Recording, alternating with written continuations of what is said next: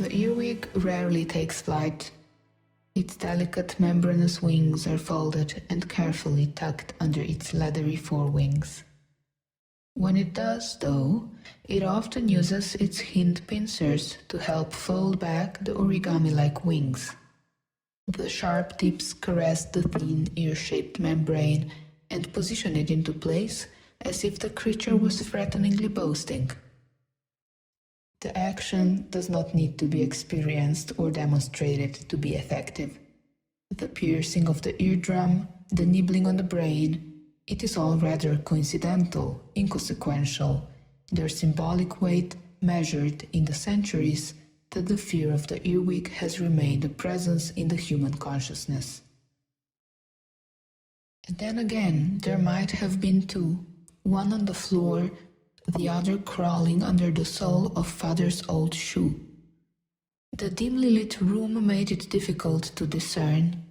Shadows merging with objects, cracks of the floor zigzagging before the straining eyes.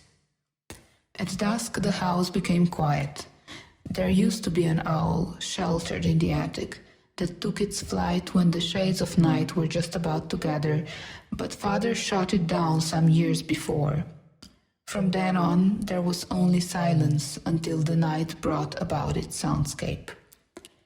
I remember how empty the air can seem when there are hardly any speckles of dust hovering around the light bulb.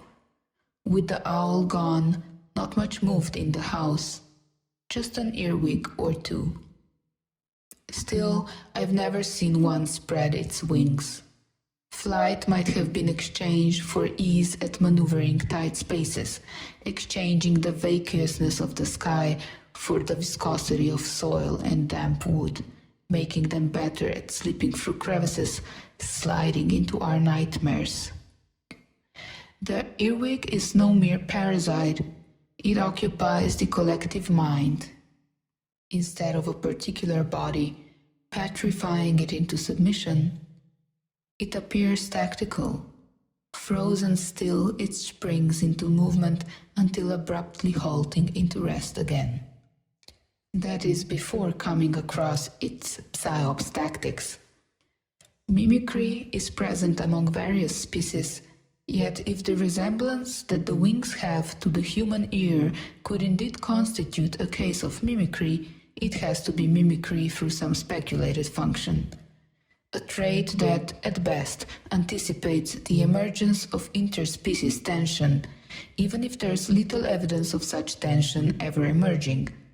Addressing a predator that hasn't and probably won't become one, while imitating means of predation that haven't so far posed a probable threat to said predator.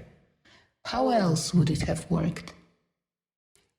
By targeting the ear and brain, they first come for your hearing, then your cognition, silencing the part that tends to become the loudest when darkness begins to settle in the room. At times I could hear them hissing back at it, doing their best to disrupt the repetitive thoughts, voices and tunes that loop outwards into the shadows as echoes of surroundings long lost. High pitches, rhythmic oscillations only made them more vicious. My hearing hasn't been as reliable ever since father took that shot. Yet I sensed them tensing around me. I saw their shivering antennae, determined stances. Maybe they found my thoughts threatening. Maybe they perceived them as occupying a space they considered their own. An earworm settles deep within the white matter of the brain. Lesions cause inflammation in the auditory association cortex, producing musical hallucinations. Adorno could have been right about the dangers of popular music. Few have been able to escape its pull. Its repetitions make for a dizzying centrifuge, spewing out emotions left and right.